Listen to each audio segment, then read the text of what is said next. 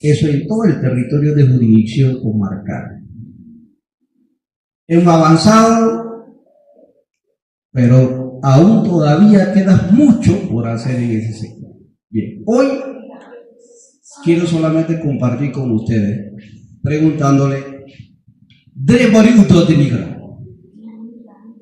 Tiene que mandar en muevane, muno y niere. Salud que bari uto de doctor.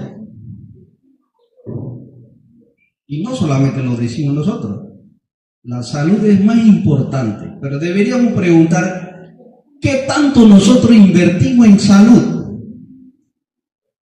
¿Qué tanto? Hoy nosotros nos preguntamos ¿por dónde debemos empezar a transformar nuestra sociedad? Y la gente responde, debemos empezar por los niños, porque todos los adultos que estamos aquí ya estamos curvos y estamos torcidos y no hay nada que corregir en nosotros. Y probablemente la respuesta está en que el cambio tiene que empezar por cada uno de los que estamos aquí, al menos en salud pública.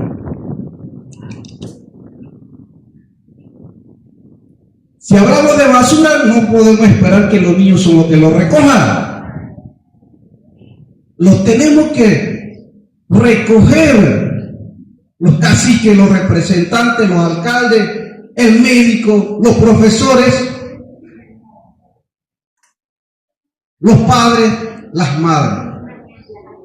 Porque de ahí es que los niños van a aprender. ¿Cuál es la primera universidad de la salud o de la educación? ¿Qué diría usted, profe? Yo quisiera decir el hombre.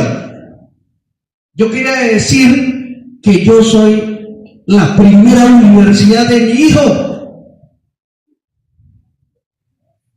Pero cuando yo miro a la señora o a mi esposa, y yo me doy cuenta que es la mujer. Después, la segunda universidad debemos ser nosotros los hombres.